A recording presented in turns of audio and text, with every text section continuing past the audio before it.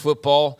You know, a lot of people started tuning in when the Big 12 realignment saga was going on, and, you know, that has dissipated. That's calmed down tremendously as they got what they wanted. They got the four corner schools, and then we know the ACC was the next to move. So a lot of things happen in a very short amount of time, but there are some, you know, things still uncertain, and I don't have an update on Oregon State and Washington State and what's going to end up happening with them, but I did see Pete Thamel passed along, and this obviously is not, you know, as crazy as when we were once talking about, well, the Colorado said this and Arizona State said that. It's just not as much in our backyard, but I think we all do appreciate and respect the service academies, and there are a lot of AAC fans out there, and Pete Thamel putting out there about 20 minutes ago that Army and the AAC are continuing to progress in talks about Army joining the league as a football-only member, and that a realistic timeline for a potential decision would occur likely by the end of this month. So here we are, right at the midway point of September. Said there's optimism on both sides as they dive farther into details about, you know, how they would arrange all of this. And the Army-Navy game would be a non-conference game if Army joins the AAC and would still be played after the season. So there is Pete Thamel on the likelihood of Army becoming an AAC football-only member by the end of the month, and the status of what would happen with Army-Navy, it would stay as is, basically, and would not become a non-conference game.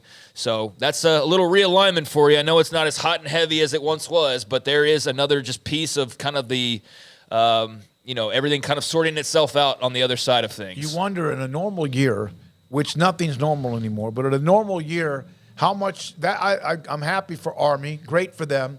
But in a normal year, how much bigger would this story have been had we not seen so much mass chaos in the last 2 or 3?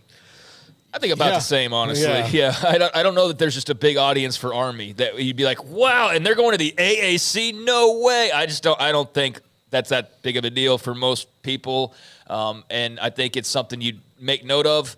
Obviously, if you have personal ties, and that's a different story. But for the general public, you know, I think the reason why the other stuff got so big was just the amount of teams involved and sort of the brands involved as a whole. If it was just Arizona moving to the Big 12, I don't think it's nearly as big of a story. But the fact that it was like a conference could die that's been around for decades, you know, the home of the Rose Bowl and all these different things, the fact that that was just falling apart and there was a whole wave of people saying, that's not true.